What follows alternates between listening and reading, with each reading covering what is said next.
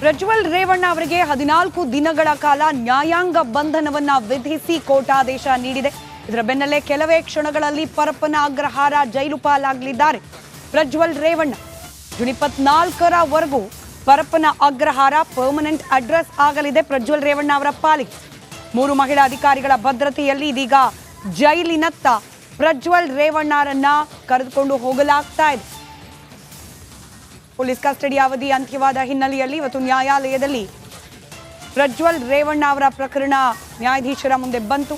14 ದಿನಗಳ ಕಾಲ ನ್ಯಾಯಾಂಗ ಬಂಧನವನ್ನ ವಿಧಿಸಿ ಕೋರ್ಟ್ ಆದೇಶ ನೀಡಿದ ಬೆನ್ನಲ್ಲೇ ಇನ್ನೇನು ಕೆಲವೇ ಕ್ಷಣಗಳಲ್ಲಿ ಪರಪ್ಪನ ಅಗ್ರಹಾರ ಜೈಲು ಸೇರಲಿದ್ದಾರೆ ಪ್ರಜ್ವಲ್ ರೇವಣ್ಣ.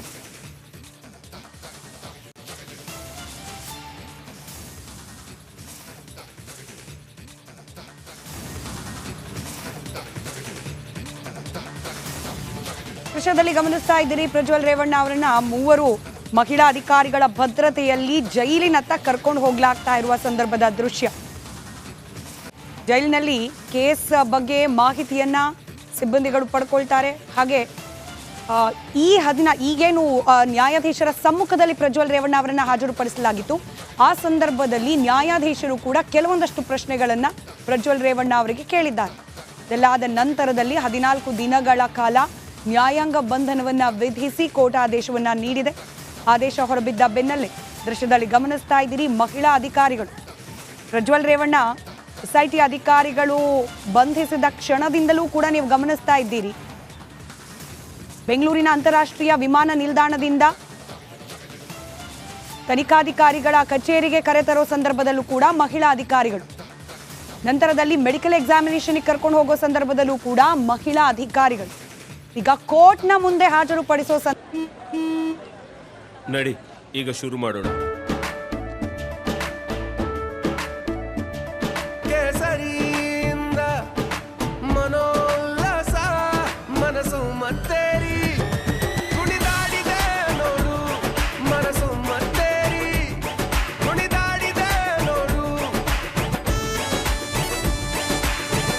ಕ್ಷಣ ಕ್ಷಣವೂ ಆಚರಿಸಿ ಕೇಸರಿ ಹಬ್ಬ. ವಿಮಲ್ ಬಾಯಲ್ಲಿ ಹೇಳಿ ಕೇಸರಿ. ಸಂದರ್ಭದಲ್ಲೂ ಕೂಡ ಮಹಿಳಾ ಅಧಿಕಾರಿಗಳು ಒಂದು ಖಡಕ್ ಸಂದೇಶವನ್ನ ತನಿಖಾಧಿಕಾರಿಗಳು ಈ ಮೂಲಕ ಪ್ರಜ್ವಲ್ ರೇವಣ್ಣ ಪ್ರಕರಣದಲ್ಲಿ ನೀಡುವ ಪ್ರಯತ್ನ ಮಾಡ್ತಿದ್ದಾರೆ. ಈಗ ಪರಪ್ಪನ ಅಗ್ರಹಾರದ ಜೈಲಿನ ಕಡೆಗೂ ಕೂಡ ಮಹಿಳಾ ಅಧಿಕಾರಿಗಳ ಭದ್ರತೆಯಲ್ಲಿ ಪ್ರಜ್ವಲ್ ರೇವಣ್ಣ ತೆರಳ್ತಾ ಇರೋದು. ಮತ್ತಷ್ಟು ಡೀಟೇಲ್ಸ್ನೊಂದಿಗೆ ನಮ್ಮ ಪ್ರತಿನಿಧಿ ನಾಗರಾಜ್ ನೇರ ಸಂಪರ್ಕದಲ್ಲಿ. ನಾಗರಾಜ್, 14 ದಿನಗಳ ಕಾಲ ಪರಪ್ಪನ ಅಗ್ರಹಾರದಲ್ಲೇ ಇರಲೇಬೇಕಾದ ಅನಿವಾರ್ಯತೆ, ನ್ಯಾಯಾಂಗ ಬಂಧನವನ್ನ ವಿಧಿಸದೆ ಕೋರ್ಟ್ ಸದ್ಯಕ್ಕೆ ಎಲ್ಲಿದ್ದಾರೆ, ಎಷ್ಟೊತ್ತಿಗೆ ತಲುಪಬಹುದು ಪರಪ್ಪನ ಅಗ್ರಹಾರ, ಜೈಲಿಗೆ ಹೋದ ನಂತರದಲ್ಲಿ ಏನೆಲ್ಲ ಪ್ರಕ್ರಿಯೆಗಳು ಇರುತ್ತೆ ಅಂತ ಹೇಳಿ?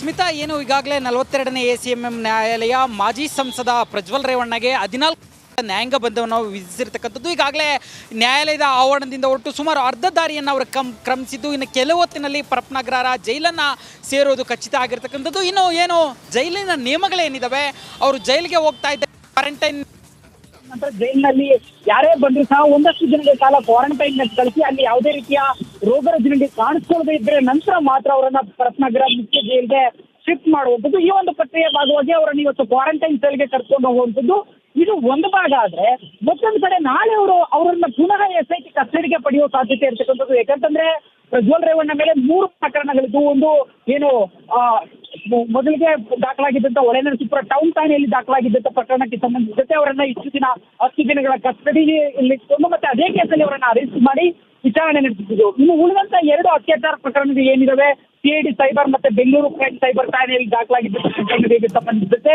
ನಾಳೆಯಿಂದ ತನಿಖೆ ಶುರು ಮಾಡಲಿಕ್ಕೆ SIT ಅಧಿಕಾರಿಗಳು ನಿರ್ಧಾರ ಮಾಡಿರ್ತಕ್ಕಂಥದ್ದು. ಅದರ ಭಾಗವಾಗಿ CID ಸೈಬರ್ ಠಾಣೆ ಪ್ರಕರಣಕ್ಕೆ ಸಂಬಂಧಿಸಿದಂತೆ ನಾಳೆ ನ್ಯಾಯಾಲಯದಲ್ಲಿ ಬಾಡಿ ವಾರೆಂಟ್ ಅನ್ನು ಹಾಕಿ ಮನವಿಯನ್ನು ಸಲ್ಲಿಸಿ ಮತ್ತೆ ನಾಳೆ ಸಂಜೆ ವೇಳೆಗೆ ಅವರನ್ನು ಕಸ್ಟಡಿಗೆ ಪಡೆಯುವ ಸಾಧ್ಯತೆ ದಟ್ಟವಾಗಿರ್ತಕ್ಕಂಥದ್ದು. ಇದಕ್ಕೆ ಪ್ರಮುಖ ಕಾರಣ ಏನಂತಂದ್ರೆ ಯಾವುದೇ ಒಬ್ಬ ಆರೋಪಿಯನ್ನು ಒಂದು ಕೇಸ್ನಲ್ಲಿ ವಿಚಾರಣೆ ಮಾಡ್ತಾ ಇರಬೇಕಾದ್ರೆ ಮತ್ತೊಂದು ಕೇಸ್ನಲ್ಲಿ ನ್ಯಾಯಾಲಯದಲ್ಲಿ ಅದನ್ನ ಅರೆಸ್ಟ್ ಮಾಡಿ ಕಸ್ಟಡಿಗೆ ತೆಗೆದುಕೊಳ್ಳೋದಕ್ಕೆ ಕಾನೂನಲ್ಲಿ ಅವಕಾಶ ಇಲ್ಲ. ಹೀಗಾಗಿ ಇವತ್ತು ಮಾತ್ರ ಅವರನ್ನ ಪರಪ್ಪನ ಅಗ್ರಹಾರಕ್ಕೆ ಕಳಿಸಿ ಅವರ UTP 100 ಟ್ರೈಲರ್ ಪ್ರಿಸ್ನರ್ ಅಂತ ಹೇಳಿ ಒಂದು ನಂಬರ್ ಕೊಡ್ತಾರೆ ಪರಪ್ಪನ ಅಗ್ರಹಾರದಲ್ಲಿ.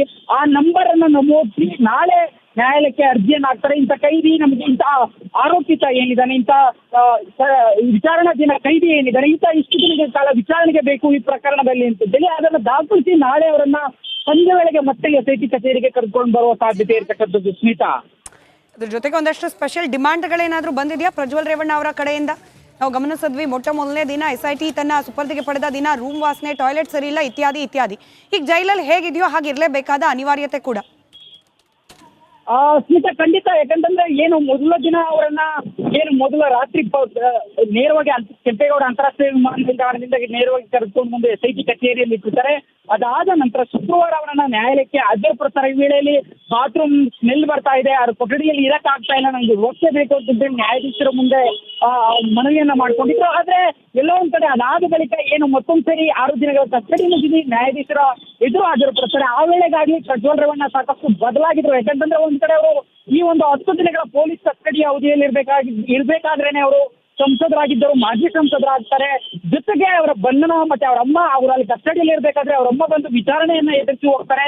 ಈ ಎಲ್ಲ ಬೆಳವಣಿಗೆಗಳು ಜೊತೆಗೆ ಒಂದು ಪರಿಸ್ಥಿತಿಗಳು ನಾವು ಒಂದಷ್ಟು ಮಟ್ಟಿಗೆ ಬದಲಾಯಿಸಿ ಇವತ್ತು ನ್ಯಾಯಾಲಯದಲ್ಲಿ ಅವರು ಜಡ್ಜ್ ಕೇಳ್ತಾರೆ, ನಿಮ್ಗೆ ಪೊಲೀಸರಿಂದ ಏನಾದ್ರೂ ತೊಂದರೆ ಆಯ್ತಾ ಅಂತ ಹೇಳಿ. ಅದಕ್ಕೆ ಯಾವುದೇ ರೀತಿ ತೊಂದರೆ ಇಲ್ಲ ಅಂತ ಹೇಳ್ತಾರೆ. ಮತ್ತೆ ಅಷ್ಟಕ್ಕೆ ಸೀಮಿತ ಆಗ್ತಾರೆ. ಬಿಟ್ರೆ ಅವ್ರು ನನಗೆ ಪರಪ್ಪನಗರದಲ್ಲಿ ಅಥವಾ ಮೆಡಿಕಲ್ ತುರ್ತು ಚಿಕಿತ್ಸೆ ಏನಾದ್ರು ಬೇಕು ಅಥವಾ ಏನಾದ್ರು ವಿಶೇಷ ರೀತಿಯ ಸೌಲಭ್ಯಗಳು ಬೇಕು, ಯಾವುದನ್ನು ಕೇಳೋದಿಲ್ಲ.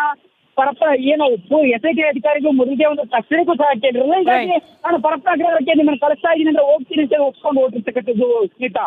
ರೈಟ್, ಧನ್ಯವಾದ ನಾಗರಾಜ್ ಮಾಹಿತಿಗಾಗಿ.